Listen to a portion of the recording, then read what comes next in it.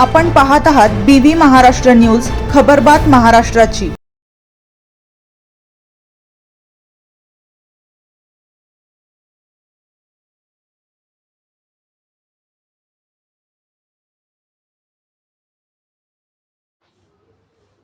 महिला मंडळ अधिकारी यांना 50,000ची लाच स्वीकारताना अटकेत महसूल विभागात खळबळ।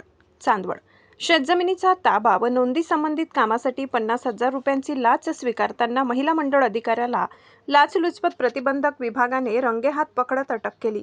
या कारवाईमुळे महसूल विभागात एकच खळबळ उडाली आहे। माहितीनुसार खडक-ओझर शिवारात वडिलोपार्जित शेतजमीन ताबा संबंधित प्रकरण न्यायालयाने तक्रारदाराच्या बाजूने निर्णय देत काम पूर्ण करण्याचे आदेश दिले होते। मात्र आदेशाची अंमलबजावणी करण्यासाठी संबंधित महिला मंडळ यांनी सुरुवातीला 60,000 रुपयांची लाच मागितली होती। तडजोडीनंतर 50,000 रुपयांवर व्यवहार ठरवण्यात आला। लाचेच्या मागणीमुळे त्रस्त झालेल्या तक्रारदाराने लाचलुचपत प्रतिबंधक विभागाकडे तक्रार नोंदवली।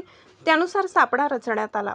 ठरल्याप्रमाणे रक्कम सोग्रस येथे स्वीकारताना अधिकाऱ्याला रंगेहात पकडण्यात आले। या प्रकरणी आरोपी महिला मंडळ अधिकाऱ्याविरुद्ध भ्रष्टाचार प्रतिबंधक कायदा 1988 चे कलम 7 नुसार गुन्हा दाखल करण्यात आला असून पुढील तपास सुरू आहे।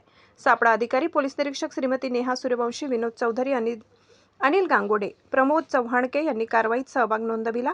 या धडाकेबाज कारवाईमुळे महसूल विभागातील भ्रष्टाचार पुन्हा एकदा उघडकीस आला असून नागरिकांकडून तीव्र संताप व्यक्त केला जात आहे। BV न्यूज महाराष्ट्रासाठी भाऊसाहेब अहिरे सह राजेंद्र वानले।